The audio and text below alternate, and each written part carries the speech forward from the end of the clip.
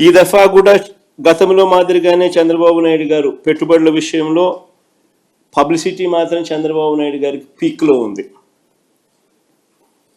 కానీ చేసేవన్నీ చంద్రబాబు నాయుడు గారు స్కామ్లే. ఆశ్చర్యకరమైన స్కాములు మీకు చెప్తా.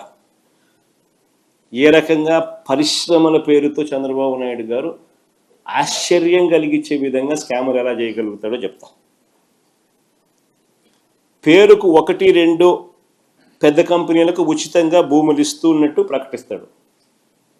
పేరుకు మాత్రం 1-2 పేర్లు చెప్తాడు, పెద్ద పేర్లు. వారికి ఉచితంగాను 99 పైసలకి భూములు ఇస్తా ఉన్నట్టుగా ప్రకటిస్తాడు. ఆ ముసుగులో వేల కోట్ల విలువైన భూముల్ని తన మనుషులకు, తన బినామీలకు కారు చౌకగా ఇటువైపు నుంచి ఇస్తాడు. పబ్లిసిటీ ఏమో వాళ్ళ పెద్ద కంపెనీల పేర్లు 1-2 పేర్లు అవి మాత్రం చెప్తాడు.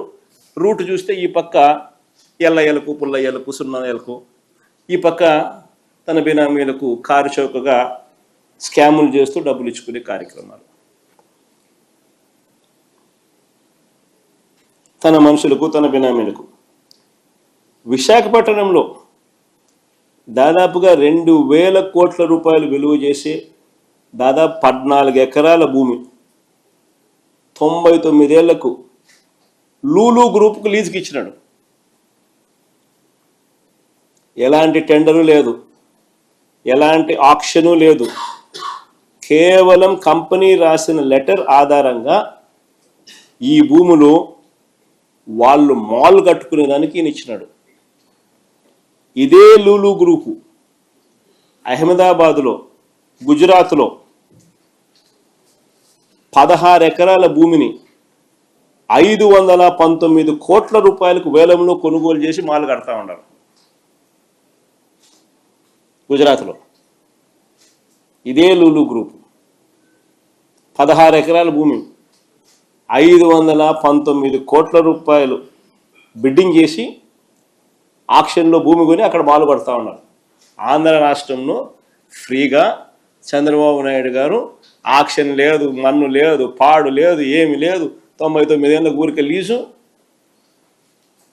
లూలుకు 14 ఎకరాలు 2,000 కోట్లు భూమి ఇస్తున్నాడు.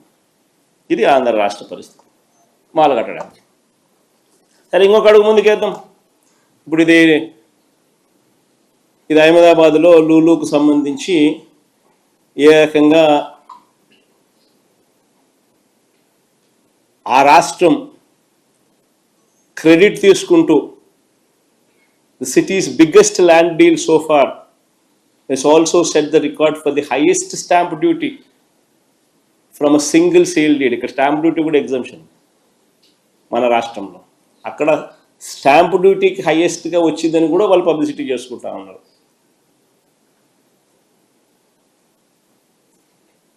దాదాపుగా 16 ఎకరాల భూమి లూలు గ్రూపుకు షాపింగ్ మాల్ కట్టడానికి 519 కోట్ల రూపాయలు ఆక్షన్లో పాడి 31 కోట్లు స్టాంప్ డ్యూటీ కూడా కట్టారు అని.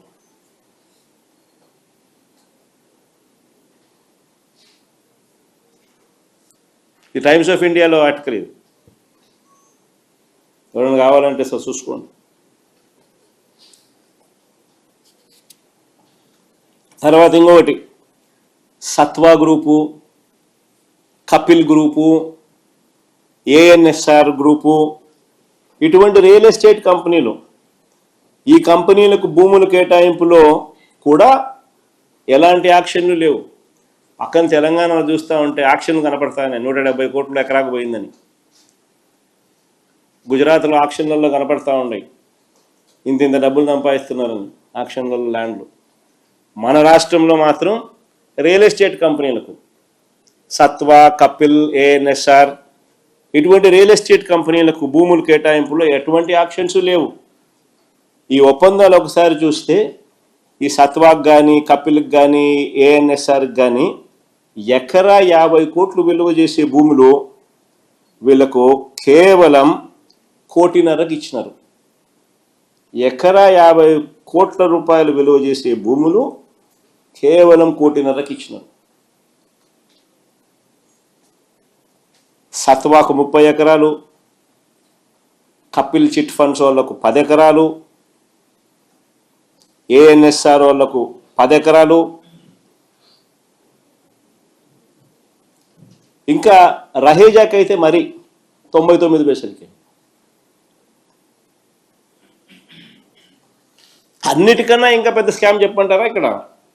ఒకవైపున భూములు కారు చౌకగా ఇవ్వడమే కాక, ఎలాంటి ఆక్షను లేకుండా ఇవ్వడమే కాక, మరోవైపున ఏం చేస్తా ఉన్నారో తెలుసా?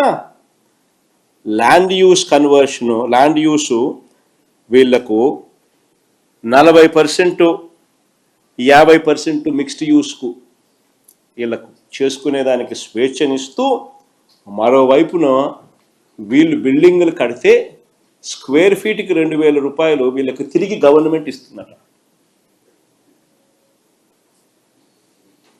ఇది నిజంగా బొనాన్సా కాదా? ఎవడన్నా రియల్ ఎస్టేట్ వ్యాపారస్తునికి ఈ మాదిరిగా ఇస్తారా మీరు? వీళ్ళు బిల్డింగులు కడితే స్క్వేర్ ఫీట్కి 2,000 రూపాయలు ఎదురు గవర్నమెంట్ ఇస్తుందంట వీళ్ళకు. చూడండి అది page number 16 IT and GCC policy 4.2 incentives for infrastructure developers అని చెప్పి వీళ్ళకు వర్తింపజేస్తూ ఇది పెట్టినారు.